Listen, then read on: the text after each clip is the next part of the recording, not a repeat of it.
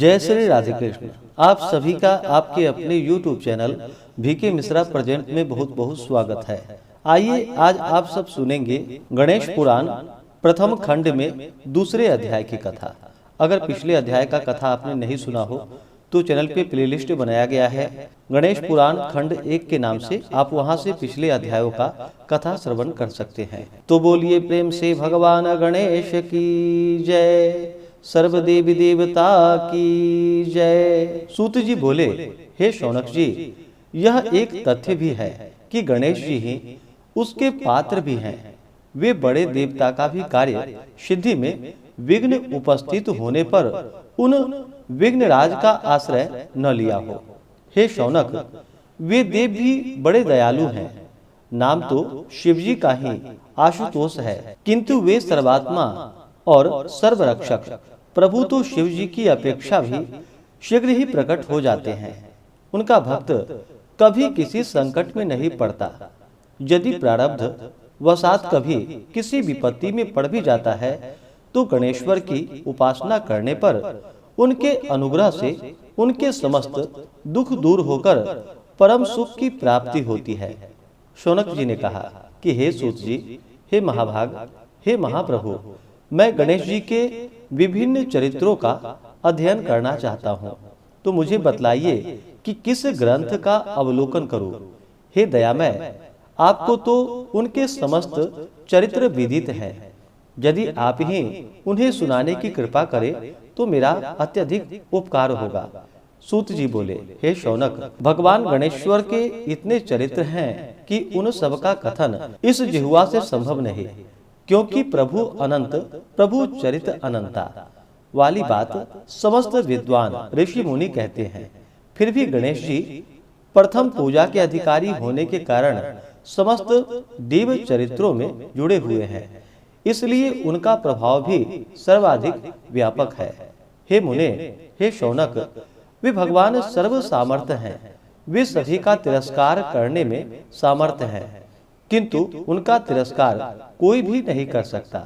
यह त्रैलोक्य उन्हीं भगवान के संकेत पर नृत्य करता है। इसकी समस्त क्रियाएं उन्हीं की इच्छा पर आश्रित है। हे शौनक, भगवान गणेश्वर स्वयं कहते हैं, शिवे वैष्णव च शक्त्यो च सूर्यमयी नराधिप यो भेद बुद्धिर योगः स सम्यग्यतो ततो मम।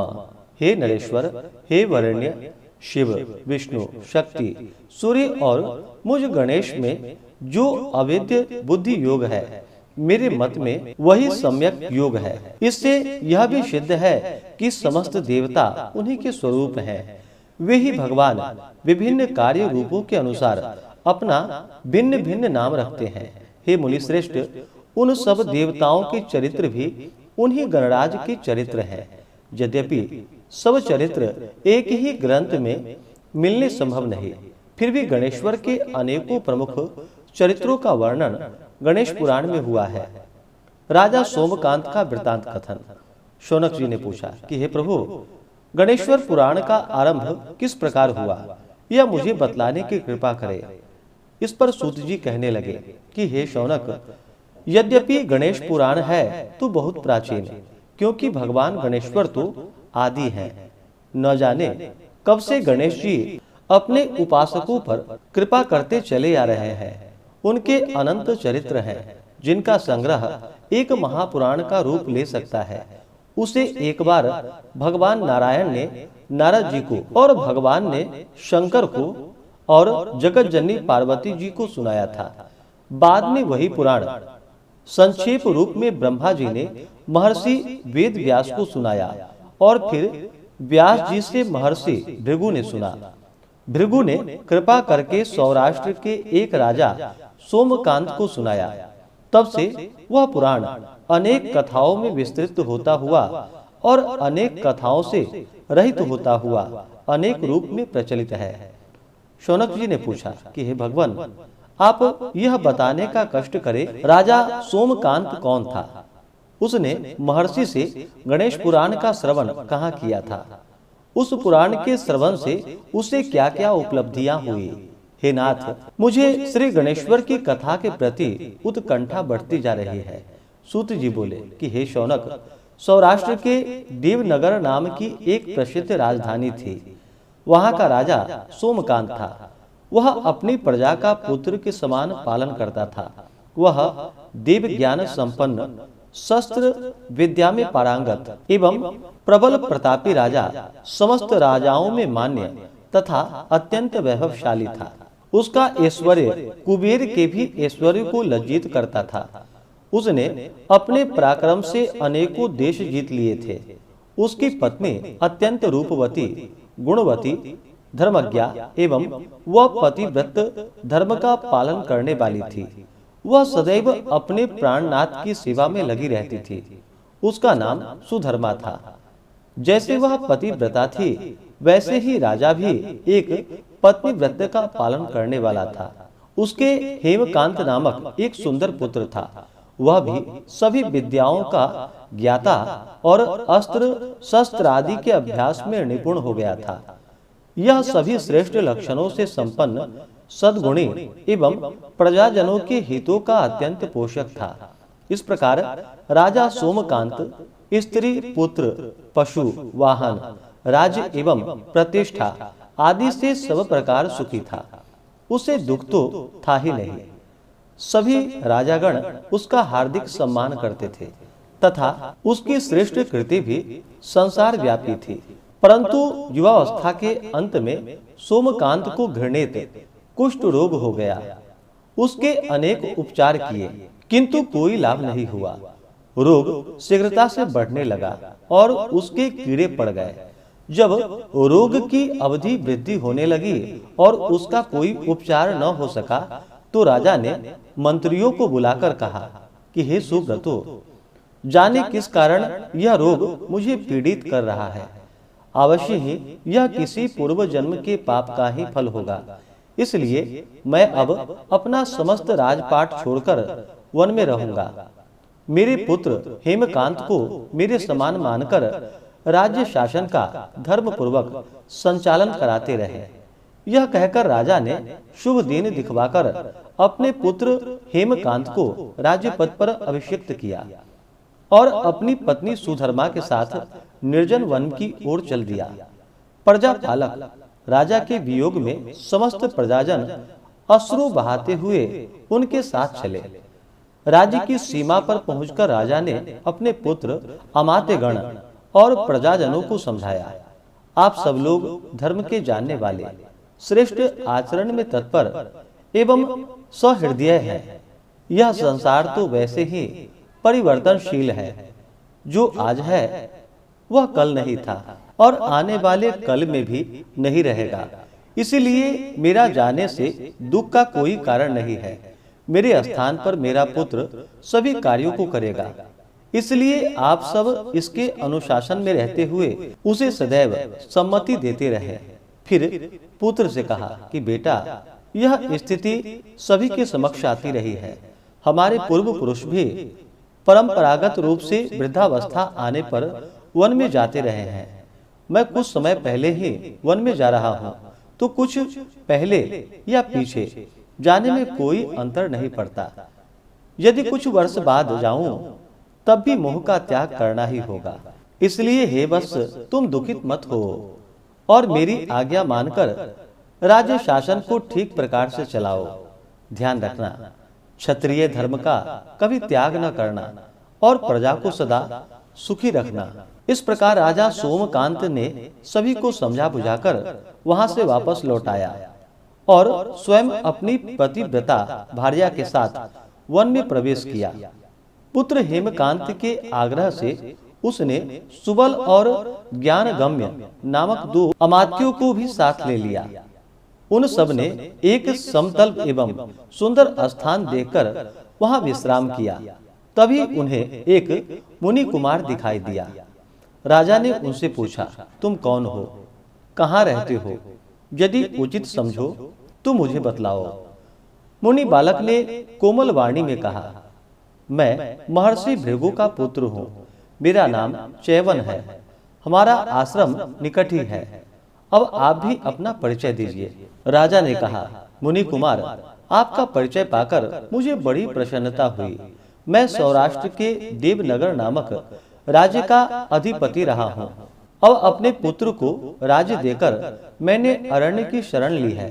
मुझे कुष्ठ रोग अत्यंत पीड़ित किए हुए है। उसकी निवृत्ति का कोई उपाय करने वाला हो तो कृपा कर मुझे बतलाइए। मुनि कुमार ने कहा, मैं अपने पिताजी से अपना वृतांत कहता हूँ, फिर वे जैसा कहेंगे आपको बतलाऊंगा। यह कहकर मुनि बालक चला गया और कुछ देर में ही आकर बोला, राजन, मैंने आपका वृतांत अपने पिताजी को बतलाया है। उनकी आज्ञा हुई है कि आप सब मेरे साथ आश्रम में चलकर उनसे भेंट करें, तभी आपके रोग के विषय में भी विचार किया जाएगा। राजा अपनी पत्नी और अमात्यों के सहित चैवन के साथ भृगु आश्रम में जा पहुँचे और उन्हें प्रणाम कर बोला कि हे भगवान, हे महर्षि, मैं आपकी शरण में हूँ, आप मुझ कुष्ठी पर कृपा कीजिए। महर्षि बोले कि हे राजन, यह तुम्हारे किसी पूर्व जन्म कृत पाप का ही उदय हो गया है। इसका उपाय मैं विचार करके बतलाऊंगा। आज तो तुम सब स्नान आदि से निवृत्त होकर रात्रि विश्राम करो। महर्षि की आज्ञा अनुसार सबने स्नान भोजन आदि के उपरांत रात्रि व्यतीत की और प्रातः स्नान आदि नित्य कर्मों से निवृत्त होकर महर्षि की सेवा में उपस्थित हुए। महर्षि ने कहा, राजन, मैंने तुम्हारे पूर्व जन्म का वृतांत जान लिया है और यह भी विदित कर लिया है कि किस पाप के फल से तुम्हें इस घृणित रोग की प्राप्ति हुई है। यदि तुम चाहो तो उसे सुना दूं। राजा ने हाथ जोड़कर निवेदन किया, बड़ी कृपा होगी मुनिनाथ, मैं उसे सुनने के लिए उत्कंठित हूँ। महर्षि ने कहा, तुम पूर्व जन्म में एक धनवान वैश्य के लाडले पुत्र थे। वह वैश्य विंध्याचल के निकट कौलहार नामक ग्राम में निवास करता था। उसकी पत्नी का नाम सुलोचना था। तुम उसी वैश्य दंपति के पुत्र हुए। तुम्हारा नाम कामद था। तुम्हारा लालन पालन बड़े लाड़ चाव से हुआ था। उन्होंने तुम्हारा विवाह एक अत्यंत सुंदरी वैश्य कन्या से कर दिया था, जिसका नाम कुटुंबिनी था।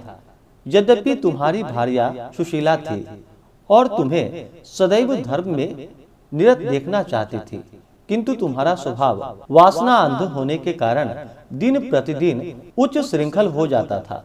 किंतु माता पिता भी धार्मिक थे, इसलिए उनके सामने तुम्हारी उच्छृंखलता दबी रहती थी। परंतु माता पिता की मृत्यु के बाद तुम निरंकुश हो गए थे और अपनी पत्नी की बात भी नहीं मानते थे। तुम्हें अनाचार में प्रवृत्त देखकर उसे दुख होता था, तो भी उसका कुछ वश न चलता था। तुम्हारी उन्मत्ता चरम सीमा पर थी। अपनों से भी द्वेष और क्रूरता का व्यवहार किया करते थे। हत्या आदि करा देना तुम्हारे लिए सामान्य बात हो गई। पीड़ित व्यक्तियों ने तुम्हारे विरुद्ध राजा से पुकार की। अभियोग चला और तुम्हें राज्य की सीमा से बाहर चले जाने का आदेश हुआ। जब तुम घर छोड़कर किसी निर्जन वन में रहने लगे, उस समय तुम्हारा कार्य लोगों को लूटना और हत्या करना ही रह गया। एक दिन मध्याह्न काल था। गुणवर्धक नामक एक विद्वान ब्राह्मण उधर से निकला। बेचारा अपनी पत्नी को लिवाने के लिए ससुराल जा रहा था। तुमने उस ब्राह्मण युवक को पकड़कर लूट लिया। प्रतिरोध करने पर उसे मारने लगे तो वह चित्कार करने लगा, मुझे मत मारो, मत मारो। देखो, मेरा दूसरा विवाह हुआ है। मैं पत्नी को लेने के लिए जा रहा हूँ। किंतु तुम तो क्रोध वेश में ऐसे लीन हो रहे थे कि तुमने उसकी बात सुनकर भी नहीं सुनी।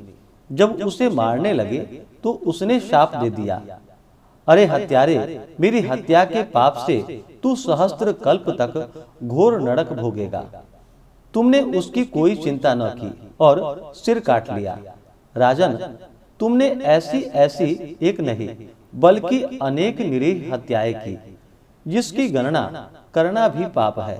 इस प्रकार इस जन्म में तुमने घोर पाप कर्म किए थे, किंतु बुढ़ापा आने पर जब अशक्त हो गए, तब तुम्हारे साथ जो क्रूर कर्मा थे वे भी किनारा कर गए। उन्होंने सोच लिया कि अब तो इसे खिलाना भी पड़ेगा, इसलिए मरने दो यहीं पे। हे राजन, अब तुम निरालंब थे। चल फिर तो सकते नहीं थे। भूख से पीड़ित रहने के कारण रोगों ने भी घेर लिया। उधर से जो कोई निकलता तुम्हें घृणा की दृष्टि से देखता हुआ चला जाता था। तब तुम आहार की खोज में बड़ी कठिनाई से चलते हुए एक जीर्ण शीर्ण देवालय में जा पहुंचे। उसमें भगवान गणेश्वर की प्रतिमा विद्यमान थी। तब न जाने किस पुण्य के उदय होने से तुम्हारे मन में गणेश जी के प्रति भक्ति भाव जागृत हुआ। तुम निराहार रहकर उनकी उपासना करने लगे। उससे तुम्हें सब कुछ मिला और रोग भी कम हुआ। राजन, तुमने अपने साथियों की दृष्टि बचाकर बहुत सा धन एक स्थान पर गाड़ दिया था। अब तुमने उस धन को उस देवालय के जीर्णोद्धार में लगाने का निश्चय किया। शिल्पी बुलाकर उस मंदिर को सुंदर और भव्य बनवा दिया। इस कारण कुख्याति सुख्याति में बदलने लगी। फिर यथा समय तुम्हारी मृत्यु हुई। यमदूतों ने पकड़कर तुम्हें यमराज के समक्ष उपस्थित किया। यमराज तुमसे बोले, जीव, तुमने पाप और पुण्य दोनों ही किए हैं और दोनों का ही भोग तुम्हें भोगना है। किंतु पहले पाप का फल भोगना चाहते हो या पुण्य का? इसके उत्तर में तुमने प्रथम अपने पुण्य कर्मों के भोग की इच्छा प्रकट की और इसीलिए उन्होंने तुम्हें राजकुल में जन्म लेने के लिए भेज दिया। पूर्व जन्म में तुमने भगवान गणाध्यक्ष का सुंदर एवं भव्य मंदिर बनवाया था, इसलिए तुम्हें सुंदर देह की प्राप्ति हुई। यह कहकर महर्षि भृगु कुछ रुके, क्योंकि उन्होंने देखा कि राजा को इस वृतांत पर शंका हो रही है। तभी महर्षि के शरीर में असंख्य विकराल पक्षी उत्पन्न होकर राजा की ओर झपटे। उनकी चोंच बड़ी तीक्ष्ण थी, जिससे वे राजा के शरीर को नोच नोच कर खाने लगे। उसके कारण उत्पन्न असह्य पीड़ा से व्याकुल हुए राजा ने महर्षि के समक्ष हाथ जोड़कर निवेदन किया कि हे प्रभु, आपका आश्रम तो समस्त दोष द्वेष आदि से पड़े है और यहाँ मैं आपकी शरण में बैठा हूँ। तब यह पक्षी मुझे अकारण ही क्यों पीड़ित कर रहा है? हे मुनिनाथ, इनसे मेरी रक्षा कीजिए। महर्षि ने राजा के आर्त वचन सुनकर सांत्वना देते हुए कहा कि राजन, तुमने मेरे वचनों में शंका की थी और जो मुझ सत्यवादी के कथन में शंका करता है, उसे खाने के लिए मेरे शरीर से इसी प्रकार पक्षी प्रकट हो जाते हैं, जो कि मेरे हुंकार करने पर भस्म हो जाया करते हैं। यह कहकर महर्षि ने हुंकार की और तभी से वे समस्त पक्षी भस्म हो गए। राजा श्रद्धान्वित होकर उनके समक्ष अश्रुपात करता हुआ बोला, हे प्रभु, अब आप पाप से विमुक्त होने का उपाय कीजिए। महर्षि ने कुछ विचार कर कहा कि हे राजन, तुम पर भगवान गणेश्वर की कृपा सहज रूप से है और वे ही प्रभु तुम्हारे पापों को भी दूर करने में समर्थ हैं। इसलिए तुम उनके पाप नाशक चरित्रों का श्रवण करो। गणेश पुराण में उनके चरित्रों को भले प्रकार वर्णन किया गया है। अतएव तुम श्रद्धा भक्ति पूर्वक उसी को सुनने में चित्त लगाओ। राजा ने प्रार्थना की कि हे महामुने, मैंने गणेश पुराण का नाम भी आज तक नहीं सुना, तो उनके सुनने का सौभाग्य कैसे प्राप्त कर सकता हूँ? हे नाथ, आपसे अधिक ज्ञानी और प्रखांड विद्वान और कौन हो सकता है? आप ही मुझ पर कृपा कीजिए। महर्षि ने राजा की दीनता देखकर उसके शरीर पर अपने कमंडलू का मंत्रपूत जल छिड़का। तभी राजा को एक छींक आई और नासिका से एक अत्यंत छोटा काले वर्ण का पुरुष बाहर निकल आया। देखते देखते वह बढ़ गया। उसके भयंकर रूप को देखकर राजा कुछ समय भयभीत हुआ, किंतु समस्त आश्रमवासी वहां से भाग गए। वह पुरुष महर्षि के समक्ष हाथ जोड़कर खड़ा हो गया। भृगु ने उसकी ओर देखा और कुछ उच्च स्वर में बोला, तू कौन है? क्या चाहता है? वह बोला, मैं साक्षात पाप हूँ। समस्त पापियों के शरीर में मेरा निवास है। आपके मंत्रपूत जल के स्पर्श से मुझे विवश होकर राजा के शरीर से बाहर निकलना पड़ा है। अब मुझे बड़ी भूख लगी है, बताइए क्या खाऊं और कहाँ रहूं? महर्षि बोले, तू उस आम के अवकाश स्थान में निवास कर और उसी वृक्ष के पत्ते खाकर जीवन निर्वाह कर। यह सुनते ही वह पुरुष आम के वृक्ष के पास पहुंचा, किंतु उसके स्पर्श मात्र से वह वृक्ष जलकर भस्म हो गया। फिर जब पाप पुरुष को रहने के लिए कोई स्थान दिखाई न दिया तो वह भी अंतर्हित हो गया।